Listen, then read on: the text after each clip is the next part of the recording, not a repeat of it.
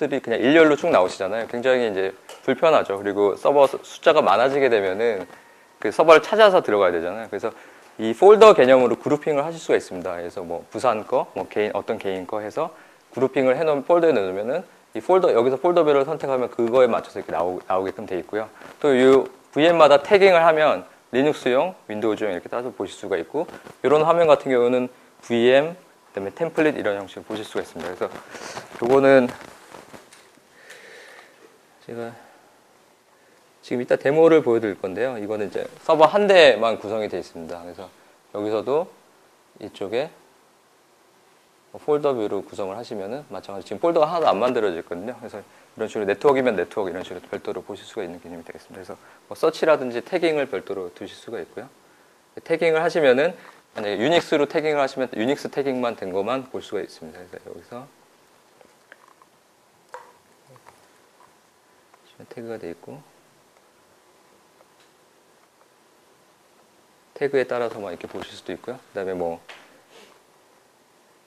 꺼져 있는 거, 켜져 있는 거 이렇게 나눠서 볼 수 있습니다. 그래서 조금 더 유연하게 보실 수 있는 거고요. 사실은 이게 CS이기 때문에 사이트에서 또 웹은 없냐 이런 얘기 하세요. 근데 그 웹은 실제 그 젠.월즈에서 오픈소스 쪽에서 웹 버전 나왔어요. 젠센터 웹이라고. 그래서 거기서 이제 커스터마이징 하실 수가 있게 되겠습니다. 어떤 그 임계체 넘어가게 되면은 그 경고를 띄워줍니다. 어디로 넘어갈 수 있다. 네가 그 가장 원활하게 돌아갈 수 있는 서버를 지목을 해가지고 그쪽으로 이제 전환을 할 수 있는 기술이 되겠습니다. 이제 사실은 대규모 환경에서 되게 중요한데요. 그 다른 쪽 같은 경우에는 이 서버가 있으면은 자체적인 어떤 그 파일 시스템을 구축을 하고 이쪽은 사실은 어떤 그 디스크 어레이만 사용하는 그 방식으로 되어 있는데 사실은 스토리지라는 걸 뜯어보면은 디스크 어레이가 있고 그 앞단에 이제 컨트롤러가 있고 컨트롤러 안에 어떤 자체적인 OS가 있는데 스토리지 벤더들의 차이는 뭐냐면은 디스크 어레이는 사실 SATA, SAS는 다 똑같거든요. 그러면 그 매니지먼트 OS가 얼마나 파워풀하냐에 따라서 어떤 스토리지 색깔이 달라집니다. 그래서 그 부분을 이제 살리지 못하는 개념이 되겠고 저희 같은 경우에는 그거를 네이티브로 붙입니다. 그래서 관리 자체를 이쪽에서 다 갖고 있는 게 아니고 이쪽에는 이쪽과 맞는 그 API만 쓰고 플러그인을 붙이는 거죠. 그래서 스토리지 벤더 쪽에서 보면은 어떤 그 SMIS라는 어떤 규약들이 있습니다. 그래서 만약 스토리지를 개발하면 어떤 관리를 해야 되는 API를 맞추게 되는데 그 API들이 공개가 돼 있으면 저희 쪽 가상 서버에서 링킹만 시키면은 이쪽 스토리지에 있는 어떤 씬 프로비정이라든지 스냅샷이라든지 이런 것들을 원격으로 관리를 할 수 있는 기술이 되겠습니다. 그래서 전체적으로 나중에 보면은 어떤 이런 식으로 플러그인 벤더로 들어가게 되겠습니다. 그래서 훨씬 어차피 이 SMI-가 거의 모든 스토리지 업체가 등록이 되어 있기 때문에 새로운 스토리지가 개발이 된더라도 여기에 있는 매니지먼트 OS 기능을 손쉽게 플러그인을 할 수가 있겠죠. 두 번째는 또 하나 이제 관련이 있는 거는 서버들이 굉장히 많아지게 되면은 그 관리하시기 힘든 게 뭐냐면 네트워크 장비들도 그 나중에 다 구축을 하시고 나서 포트 다이어그램 다 그리시잖아요. 몇 번 포트가 어디에 연결돼 있고 어디에 연결돼 있고 그래서 장애가 나면 그걸 찾아가서 보게 되는데 사실은 이 서버하고 스토리지 쪽도 그런 나중에 구축하시면 매핑 점을 누군가 갖고 있어야 돼요. 근데 예를 들어서 이 그 서버 가상화 쪽에서 갖고 있다 보면은 관리자가 굉장히 헷갈리거든요. 그래서 이 스토리지 링크 게이트웨이를 별도로 두게 되면은 얘가 그런 정보를 다 갖고 있습니다. 그래서 서버가 나중에 추가되거나 문제가 생겨도 바로 그룹핑해서 연결을 할 수가 있는 거죠. 그래서 지금 이제 서버 대수가 많아지면 사실 그런 고민들도 많이 하거든요.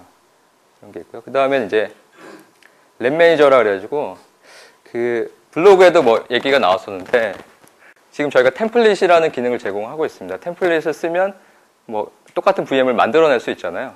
근데 예를 들어서 그 어떤 그 시나리오가 있습니다. 그 AD가 필요하고 뭐 IIS 서버가 필요하고 그 SQL이 조합이 3개가 돼야지만이 어떤 랩이 구성되는 환경이 있다.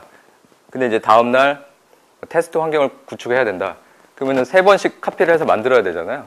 근데 이거는 그런 것들을 이제 템플릿으로 다 만들어 놓습니다. 원본을. 그래서 랩 매니저를 통해서 그 카피를 뜨면은 그 세트가 여러 개가 완성이 되는 거죠. 그래서 테스트 환경을 만들거나 이럴 때 훨씬 더 효율적으로 할 수 있습니다. 그래서 어떤 개발팀 같은 경우나 어떤 그런 환경을 만들었다 껐다 하는 경우가 많은 경우에 쓸 수 있다고 보면 됩니다.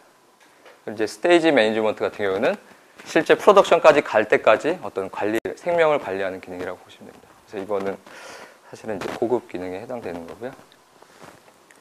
지금 엔진은 아까 3개 말씀을 드렸는데요. 저희가 갖고 가는 거는 이제 하이퍼V 쪽은 윗단에 이제 그 하이퍼V4, 이센셜 4 하이퍼V를 가지고 어떤 하이퍼V가 자체적으로 갖지 못한 기능들을 들어가고요. 실제 하이퍼V에서 젠 서버로도 젠모션이나 이런 것들이 되게끔 완성을 했다고 보시면 됩니다. 그리고 아까 제가 다이나믹 데이터 센터 만들 때 그 서버하고 네트워크 장비하고 서로 이해를 하잖아요. 근데 그런 규약들이 이제 표준화가 또 되고 있습니다. 그래서 저희 같은 경우는 저희 네트워크 장비도 있는데 보통 지금 단넷 기반으로 하는 게 있고 뭐 파워쉘이나 비주얼 스크립트 이런 걸로 다 하신다고 보면 됩니다. 물론 네트워크 벤더들도 자기만의 API들이 있는데 사실은 이게 다이나믹 데이터 센터 되면서 이제 표준화 작업들이 진행이 될 거라고 보시면 됩니다. 그래서 이렇게 뭐 비주얼하게 스크립트를 짜시게 된다고 보면 되고요. 여기까지가 사실은 그 데이터 센터 서버 가상화에 대한 부분이고요. 그래서 전체적으로 그 5.5에 대한 피처는 제가 나중에 5.5 기능을 사실 자료를 드리면 금방 이해를 하실 수가 있을 것 같고요. 오늘 아마 기억하셔야 되는 부분은 이 그림을 기억하시면은 지금 현재 IT 벤더들이 어떻게 M&A를 하고 있는지 왜 하는지 아실 수가 있을 거예요. 네, 그래서 여기 첫 번째 세션은 여기서 마무리 짓고요. 오후에는 슬라이드가 있는데 데모 위주로 좀 설명을 드리겠습니다. 네, 잠깐 쉬시죠.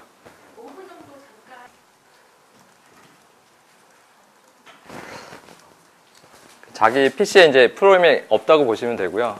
물론 애플리케이션 가상화는 그 뭐 모바일 장비라도 상관이 없고 PC라도 상관없고 뭐 넷북이라도 상관이 없습니다. 그래서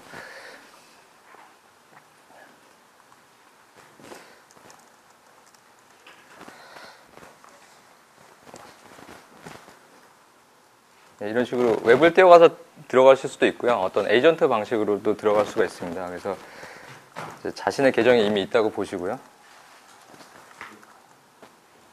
들어가게 되면 자기가 이제 쓸 수 있는 프로그램이 있다고 보시면 됩니다. 이 종류는 굉장히 많을 수가 있고요. 예를 들어서 제 PC에 지금 오피스가 없더라도 그 오피스 2007을 올려가지고 쓸 수 있는 개념이 되겠습니다. 그래서 이런 이제 박스 같은 경우는 이제 커스터마이징 되고요.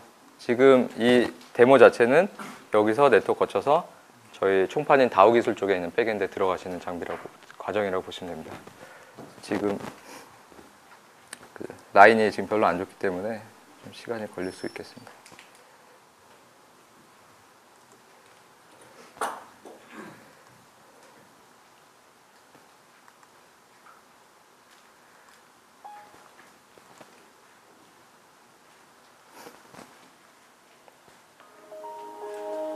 그래서 중간에 보시면은 이따가 소개시켜 드릴 건데 이런 식으로 텔넷 들어가면 텔넷 배너가 뜨잖아요.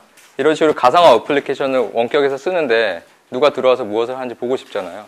뭐 예를 들어서 CRM 업무를 하는 사람이 뭐 보험 설계사가 딱 들어와서 개인정보를 넣는데 자기가 뭐 카피해 갈 수도 있고 문제가 생길 수 있는데 이런 식으로 녹화가 된다고 띄울 수도 있고 안 띄울 수도 있습니다. 그래서 그 애플리케이션 가서 뜨시면은 사용하시면은 지금 엑셀은 이쪽에 보시면은 엑셀은 없어요. 그렇지만 이쪽에 보시면 리모트로 쓰고 있다.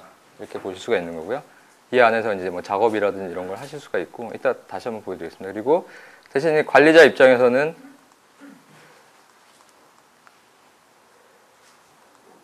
중앙에서 이 스마 오디터 어떤 보안 감사 기능을 통해 가지고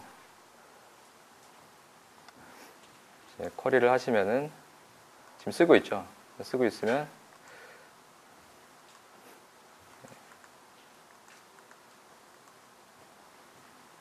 제가 아마 버전을 안 맞춘 것 같은데요. 이거 이제 예전에 등록된 거고요. 클라이언트 버전을 제가 한 단계 높였더니 안 되네요. 보시면 예, 그거는 예 가상화 환경에 쓸 때요. 그거는 이제 MS 정책에 따른다고 보시면 됩니다. 예, 라이선스 정책. 예, 그런 부분이 없지 않아 있습니다. 예. 일단은 필요하신 유저 수만큼 필요하다고 보시면 되고요. 일단은 피지컬 환경에서. 그래서 이렇게 하시면은 여기 옆쪽에 보시면 누가 들어왔는지, 어떤 유저가 들어왔는지, 들어와서 어떤 업무를 했는지 볼 수가 있습니다. 그래서 마치 그 DVR이라고 아시잖아요. CCTV. 그래서 뭐 패스트 와인드로도 보실 수가 있고 그 사이에 무슨 일을 했는지 다 보실 수가 있습니다. 그래서 보통 이거를 구축하시는 데는 그 개발자가 막 SQL 쿼리를 날려가지고 게임 소스라든지 그 고객 DB에 접속하는 데, 그래서 실제 작년에 사고 났던 데도 몇 군데 구축을 했었고요. 뭐 고객센터 쪽. 그래서 실제 프로그램이 여기 안 돌기 때문에 뭐 바이러스라든지 이런 거에 벗어날 수 있고 대신 누가 들어와서 쓰는데 그거를 기존에 로깅을 남기시는 거는 그 텍스트로 남기잖아요. 누가 들어와서 뭘 했다. 이건 이제 비주얼하게 남기는 기능이라고 보시면 되겠습니다.